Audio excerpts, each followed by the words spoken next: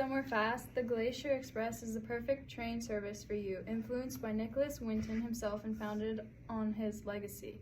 Glacier Express is leading the transportation industry in service. We pride ourselves on employing the same principles Winton used to save countless Jewish children from the evil grip of the Nazi regime.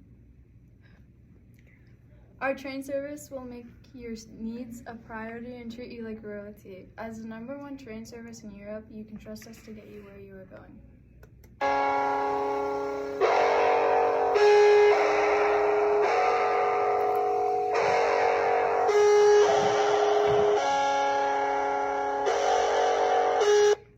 Welcome back to Those Who Were There. I'm your host, Brooklyn Price. Today's episode dates back the whole way to the 1930s. Please welcome Mr. Nicholas Winton.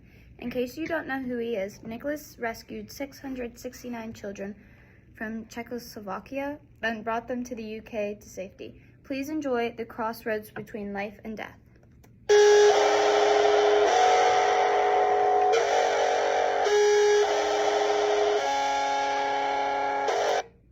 Mr. Winton, how are you? Good. Thanks for having me today.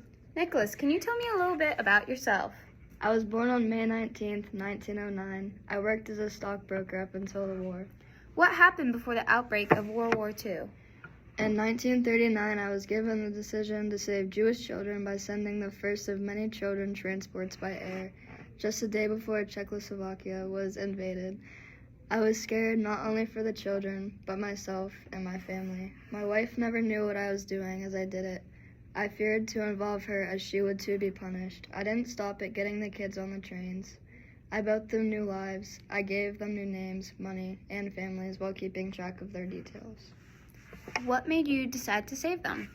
Something inside me had me questioning my decision before, during, and after. I kept asking myself things like, is this the right thing to do? What if I get caught, or could I have done more? Making the decision, I knew I had two options, either to help save the children or sit back and let them die. Sitting back and letting them die is almost as bad as what the Nazis did. Well, Mr. Winton, from my point of view, you definitely did enough. You did more than most people were willing to try and attempt. How was your life after the war? Well, after the war, I went back to my normal life. I planned on telling no one about the children. And why didn't you tell anyone at first? How did this story come out? To me, being a hero isn't something to gloat about, and being a selfless person means taking risks to do the right thing. All I cared about was saving innocent children. They had no reason to be punished.